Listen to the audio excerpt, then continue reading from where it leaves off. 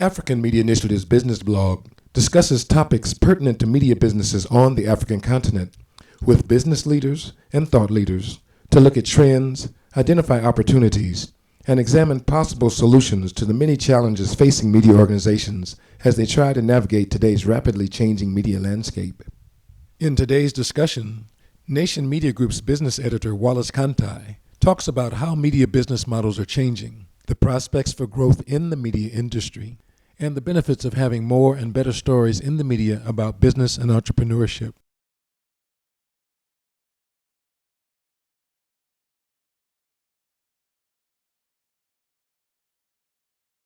Technology is interesting because what it's doing is changing how people collect news and changing how people disseminate news, and that's obviously going to have an impact on established media companies.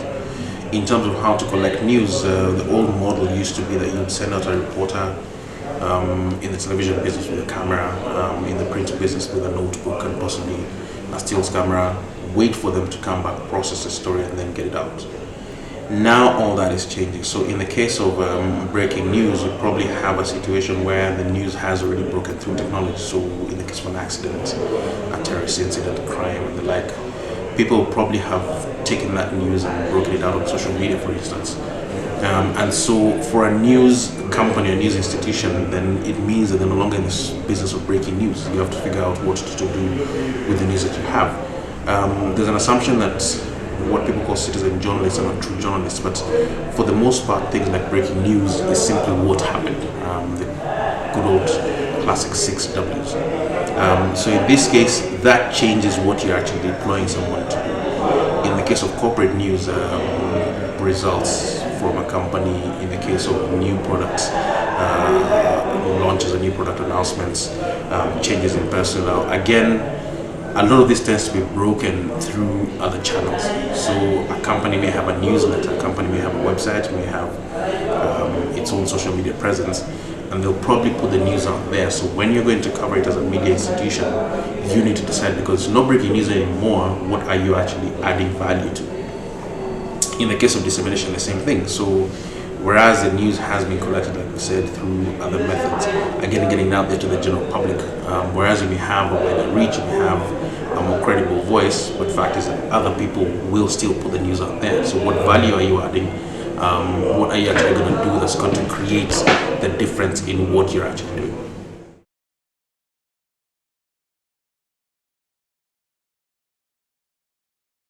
Yes, simple answer to that is yes, simply because you still have people who want to reach, or people or corporations that want to reach many people or corporations. So advertising is the proven method to reach them. Now, what does advertising mean? That's, I think, the question that should be asked, because traditional advertising is a static piece of information, and even when you have video, it's still static in the sense of it's created once, and you then take it out to a public out there. So you publish it in a newspaper, you put it on a billboard, you'd go out and put it on television, on radio, and all the other platforms that there are.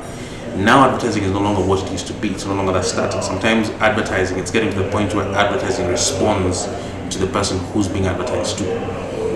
Because of where we're reaching in terms of getting to know people put a lot of the information out there, you actually have advertising that's tailored to you. Now, it's not very big in Africa, but it's coming.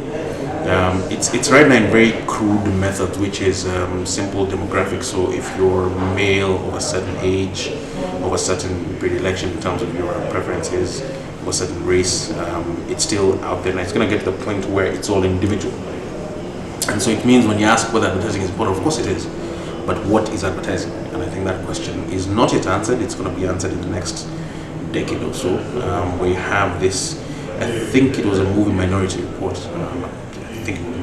where you have sort of walking through a mall and all these individualized ads are coming towards. So it's actually getting to the point where, if you think about the mobile phone, possibilities of you and your spouse walking into a shopping mall and getting 2 different sets of adverts because of your interest, because of 2 different genders. So you may have an advert coming to you that tells you that there's a great offer on sports shoes. You may get one that says there's a great offer on baby's clothes. And so that's a possibility. Now, what does that mean for media houses? It means we need to be more active. So the old days of publishing, taking advertising in at 3 p.m., publishing in the next day's paper, that's still going to be there. But it will change, and it's going to be more complementary as opposed to it replacing entirely the traditional forms of advertising. So yes, advertising is still going to be important going into the future.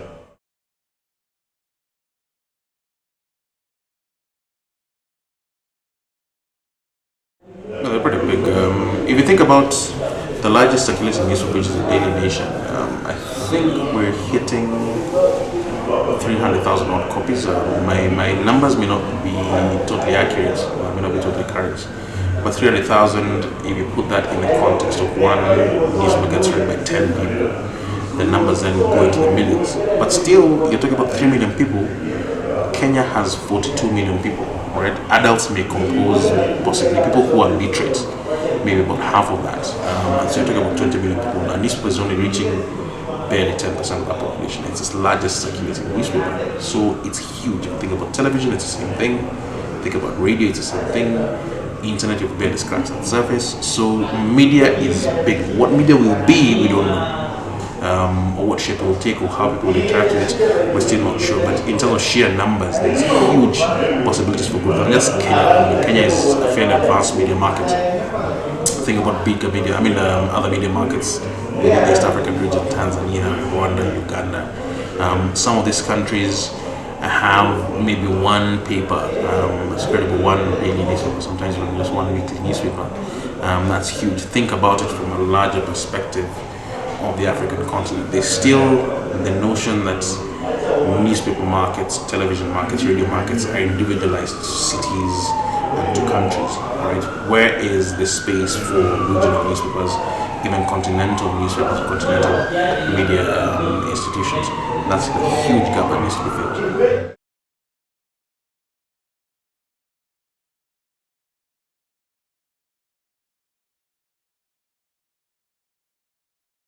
It's a whole lot of them, obviously.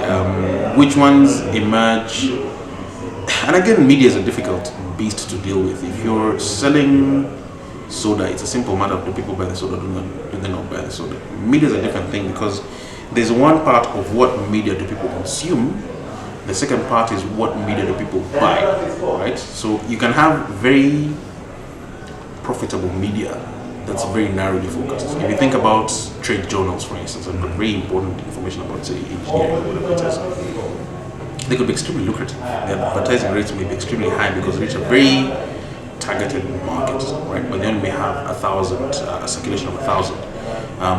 A television program doesn't necessarily need to be broadcast television. It may actually be DVDs passed around or a specialized website, again, that reaches a very specific set of people. You then have broadcasting, which is going out to the general public. So the question of what media will emerge, what media works, is a difficult one to answer because you have very successful media in terms of reaching people that's not very profitable. You have very profitable media that doesn't necessarily meet a lot of a big audience. And so trying to marry those two, I think, is what a lot of people are paid for, and I'm not sure they have the correct answers for that.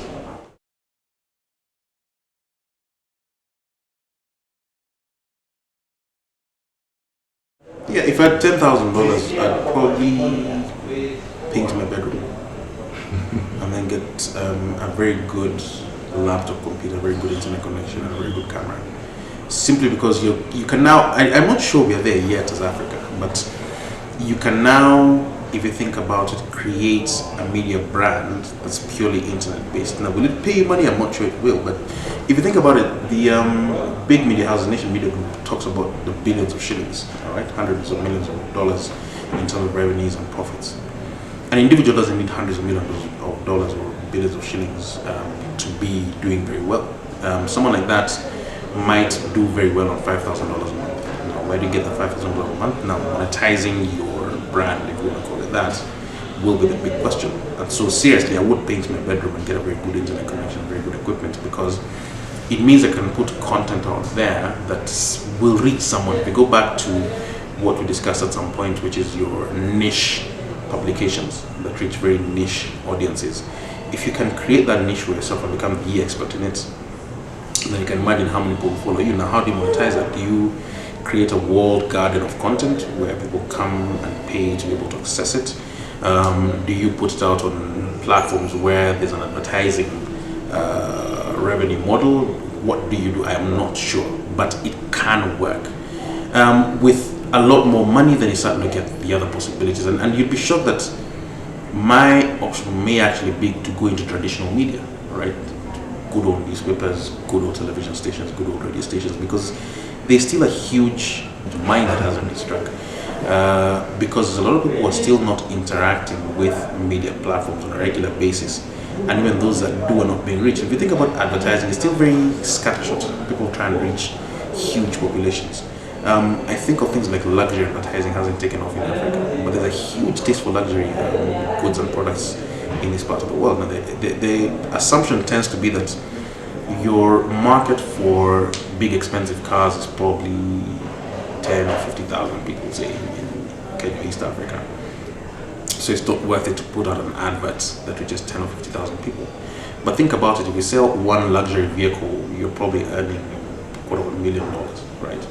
And so you're going to do 10 of those in a year. That's more than $2 million. So it may be worth it for you to actually go out and figure out a way to reach them. If you think about what people like calling the bottom of the pyramid, it's the same story. So people tend to concentrate on the large middle that's there, so it appeals to everyone, but people don't think about how to reach certain specific parts of the market. So put out a newspaper over there that is sort of reaching that sort of market. You'd be surprised at how people come and respond to you. Same thing can be said for television, same thing can be said for radio, same thing can be said for traditional internet, and I can't believe we're talking about traditional internet, but yes, traditional internet, which is websites that reach a number of people. Now, you get into the brave new world of what they call Web 2.2, which is people responding with their own content. Then again, those are possibilities. No one has yet been able to figure out how to do it. The problem with us is that we tend to look at American models, but American models can be very misleading for one good reason, because the American market is 315 odd million people, meaning that any niche you can think of is worth millions of people, whether they think about it from an ethnic point of view. So black people, there's tens of millions, Asian Americans and whatever others. If you think about the luxury market, if you think about males, females, young people, dog lovers, whatever, there's huge numbers of people in any of those niches in the United States market. So the problem with us is that when you look at that, people try and recreate the same thing here. But here the numbers may not be of the kind that would support what they do there. So where you had, say, pets.com, the famous internet company that flamed and died in the early part of the century, they could do that because the pet market in America, I think, was worth $12 or $13 billion or something like that. The pet market in Kenya, East Africa is not worth that much, but it does exist. Now, you don't reach them through a pets.co.ke. What you try and do is figure out how do you reach them in ways that actually make sense in this market.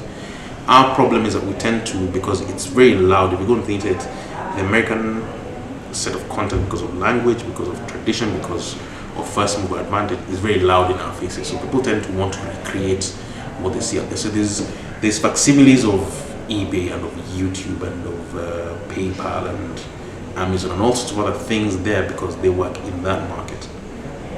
Does it work in this one? I'm not saying it doesn't, but you need to think about it from your market's point of view, right? Now, if you do that, you're going to make quite a tidy bundle. And you imagine when we started speaking about technologies, Safaricom and M-Pesa, it didn't try and recreate something that exists out there. It looked at current reality and said, this is what our current reality is, and this is how we can do it. And they're transforming the markets and they're making quite a tidy bundle at it. Now, if you go about it with that sort of mindset, then you'll be successful.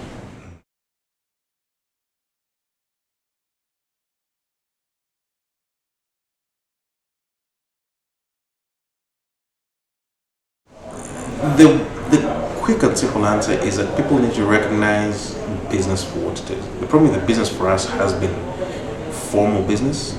It has been people in suits and ties, in the case of men, people who will recognize. But business is business. Business is human interaction. And the instant we recognize that, then it means that people will be encouraged to get into business. If you remember, it's almost going on 20 years, when you first started hearing of Bill Gates, and everyone wanted to be a Bill Gates. They wanted to be the Bill Gates of their particular environment. So someone would say, I want to be the Bill Gates of Kenya, someone would say, I want to be the Bill Gates of healthcare, whatever it is. Simply because it's an example that you look forward to. Now everyone wants to be a Mark Zuckerberg, everyone wants to be this and that and that. We're even starting to get local examples. Someone says, I want to be, someone in Africa probably want to be the Aliko Dangote because is going on out there in terms of his net worth. Point is that young people especially look to people to, one, copy, that's where you start. Then you start developing something of your own. You look at someone and say, I want to be like that person. The more stories you put out there about success in business from a wider perspective, the more people realize that it's not just one narrow path, which is why when we were growing up, the paths to success were probably 3 or 4: lawyer, doctor, etc., etc., etc. Then business became legitimate because